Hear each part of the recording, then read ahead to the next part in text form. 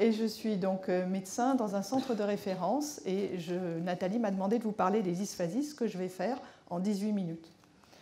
Voilà, donc les dysphasies en 2021, ok. Bon, tout d'abord, le langage de l'enfant, eh bien, il faut le recentrer au milieu de ses propres capacités sensorielles, cognitives, physiques, la famille dans laquelle il vit, le bain socio-culturel, le bain de langage dont les parents l'ont nourri étant petit, mais aussi son propre développement psycho-affectif. Et tout ceci, c'est important. On n'a pas juste des mots, on a des mots qui s'intègrent dans tout le contexte global de l'enfant.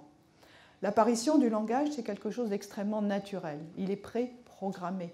Et, excusez-moi, donc c'est quelque chose qui va se faire sans effort, qui va se faire progressivement avec une chronologie tout à fait identique dans toutes les langues de la Terre, que ce soit le chinois ou le français, les étapes du langage sont les mêmes.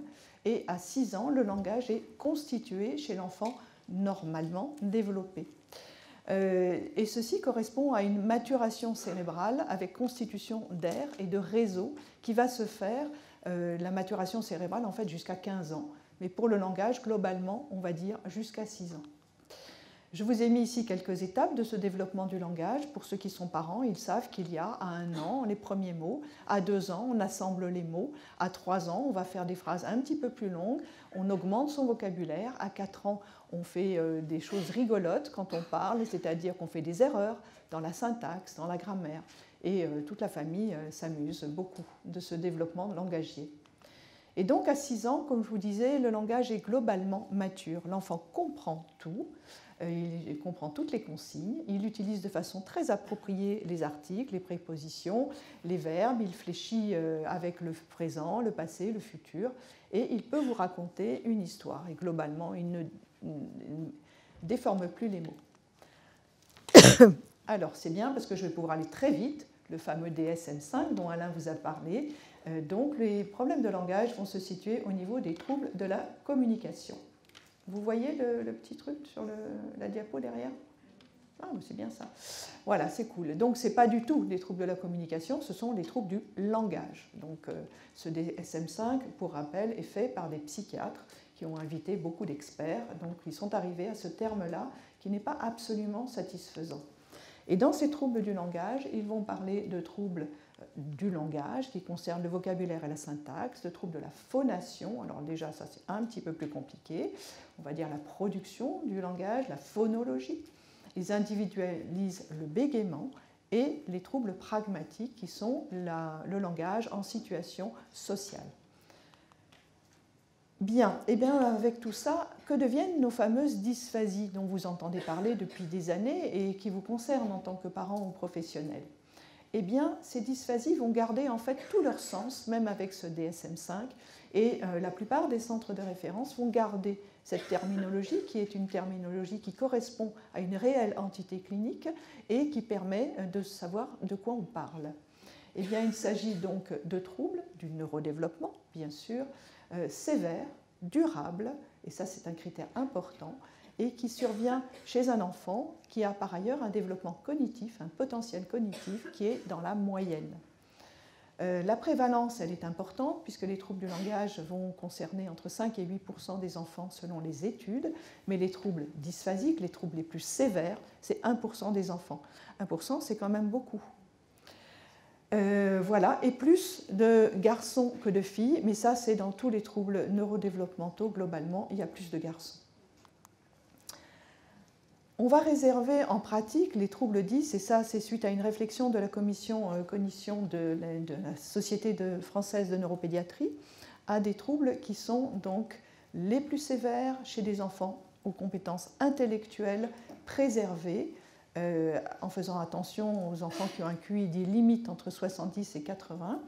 Et donc on va utiliser également ce terme quand on n'a pas une étiologie, c'est-à-dire une cause connue.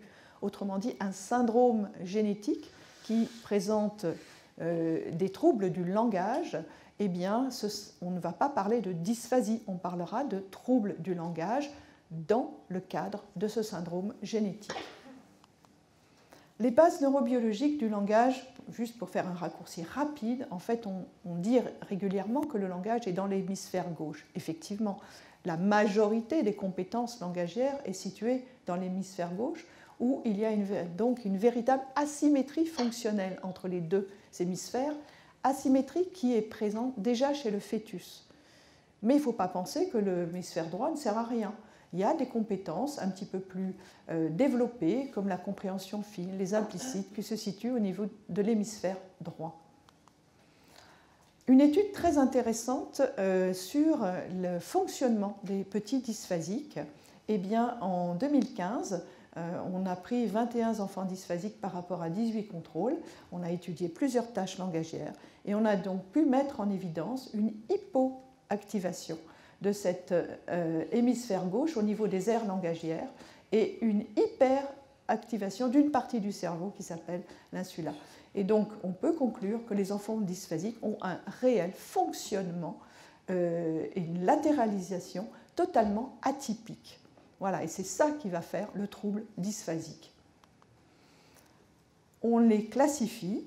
Alors, il y a plusieurs classifications. Je ne vais pas rentrer dans les débats et les discussions, ça ne sert à rien. Sachant quand même que les classifications vont avoir un intérêt d'essayer de faire des groupes, d'essayer de savoir de quoi on parle et d'intervenir, parce qu'on sait que dans tel type, on va avoir une meilleure intervention et il faut procéder comme ceci. Les orthophonistes, là-dessus, elles savent parfaitement comment engager une rééducation selon le type de dysphasie. Ça va pouvoir permettre aussi de donner aux parents un pronostic. Et ça, c'est important, parce que quand on vous dit votre enfant est dysphasique et qu'il a 5 ans, 6 ans, eh bien, les parents sont paniqués. Mais est-ce qu'il va redevenir normal?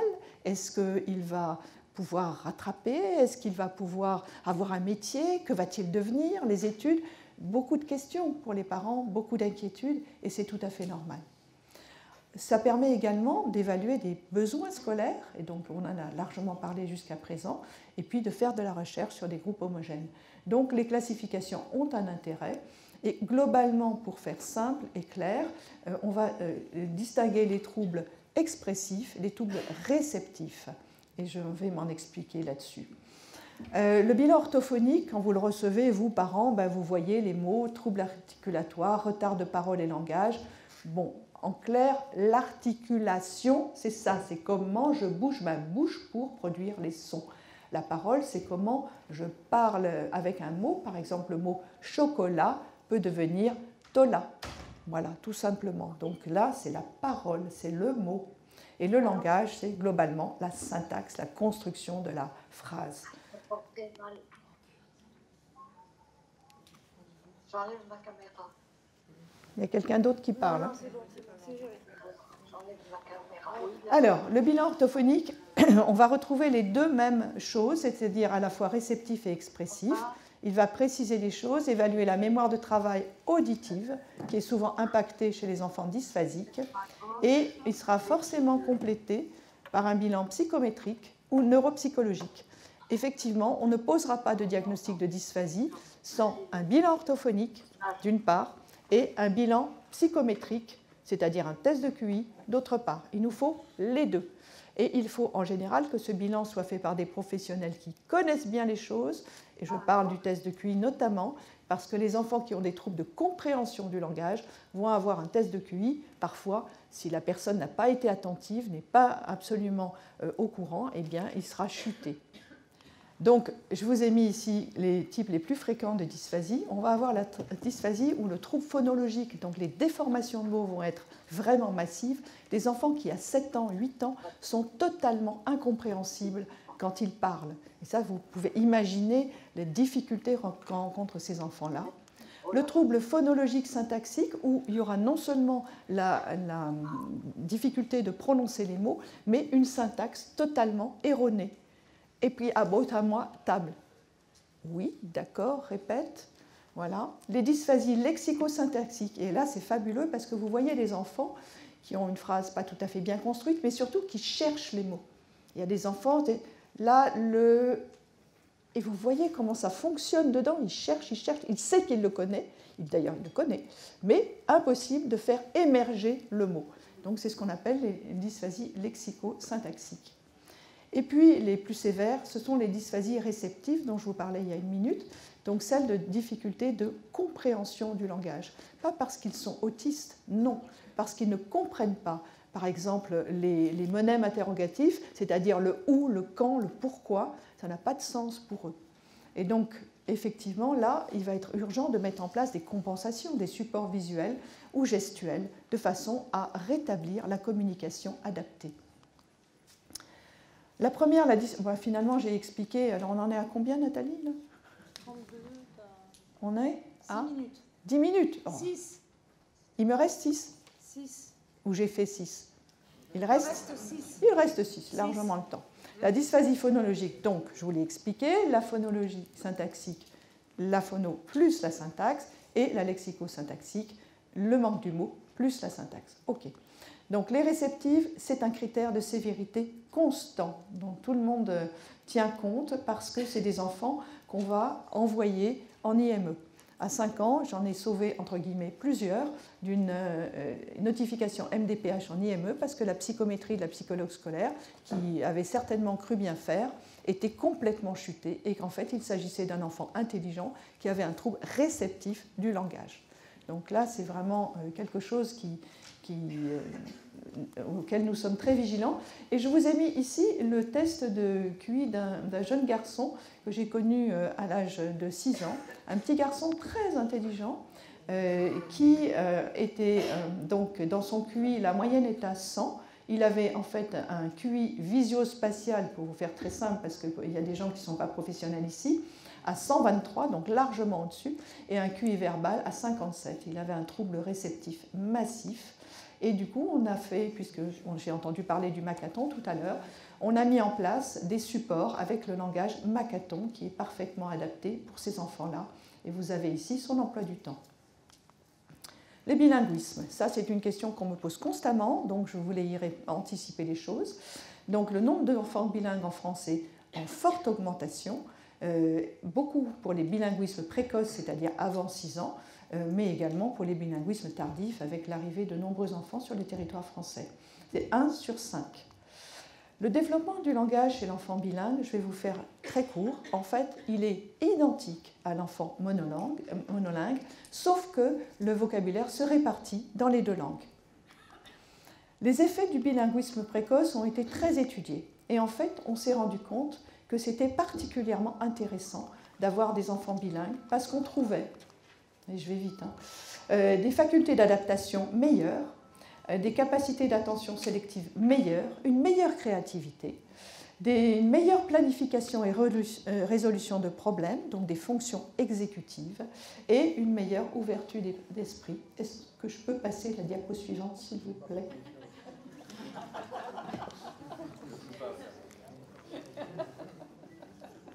Ne pas faire confiance. Non, il y a erreur, machin. Voilà. Eh bien, quand on a une dysphasie et qu'on est dans une famille bilingue, que se passe-t-il ? Ou monolingue, et on vit en France. Eh bien, en fait, la dysphasie, elle existe dans les 2 langues. Dans les 2 langues, ça c'est important. Sauf que ça plombe l'enfant, puisque quand il est petit et qu'il parle mal, on va dire « Ah ben c'est normal, les parents à la maison, ils parlent que chinois ou polonais ou tout ce qu'on veut, ou arabe. » Voilà. Donc, non, non, non. Là, c'est vraiment important que ces enfants soient repérés également. Les étapes sont les mêmes, c'est-à-dire que le vocabulaire va se répartir dans les 2 langues et le dysphasie existe dans les 2 langues et les avantages, ils persistent, c'est-à-dire qu'ils vont avoir les mêmes avantages, le même bénéfice du bilinguisme chez l'enfant qui a une dysphasie. Donc, ne jamais abandonner la langue d'origine. Non seulement c'est leur culture, mais en plus ça leur donnera des billes pour plus tard, malgré la dysphasie. Et la question, c'est est-ce que le bilinguisme aggrave le trouble du langage ? Et c'est une question que les auteurs se sont posées de façon judicieuse et ils ont répondu. En aucun cas, le bilinguisme n'aggrave le TSL ou la dysphasie. Le lexique va être compliqué à acquérir, mais il va se répartir dans les 2 langues de la même manière. Et par contre, ce qui est très intéressant, c'est, parce que les orthophonistes me disent « Ah non, je ne peux pas l'évaluer en polonais ou en arabe ou en tout ce qu'on veut. » Non, non, non. Vous évaluez en français, vous rééduquez en français, puisque c'est là qu'il habite, c'est là qu'il est scolarisé, 6 heures par jour, 4 jours par semaine. Et donc, en fait, on se rend compte qu'en rééduquant en français, la langue natale s'améliore également. Donc, ce sont des questions simples, pratiques, mais qu'on me pose tout le temps, c'est pour ça que je les ai mises ici. Et la génétique, 1 minute sur la génétique. Bien, on sait qu'il y a une notion génétique, puisqu'il y a des concordances très fortes pour les jumeaux vrais. On a également des antécédents familiaux très fréquents. Ah oui, cet enfant, il parle mal. Ah ben, mon grand-père aussi. Ah ben, mon oncle. Ah ben, son frère. Voilà, ok. Ça, c'est clair. On a, effectivement, il y a longtemps, en 2001, mis en lumière un gène dans une famille où il y avait 15 personnes touchées par un trouble du langage. Et maintenant, on trouve effectivement de nombreux syndromes, maintenant qu'on fait de la génétique plus poussée, microdélétionnelle ou duplicationnelle, avec des troubles du langage. Plus la génétique va avancer, mieux on va trouver la cause. Mais pour l'instant, il n'y en a pas une précise. Ce qui est important pour nos enfants dysphasiques, c'est l'impact. L'impact sur les développements psycho-affectifs, l'impact sur les relations au sein de la famille et avec les pairs, et l'impact, bien sûr, sur les apprentissages scolaires.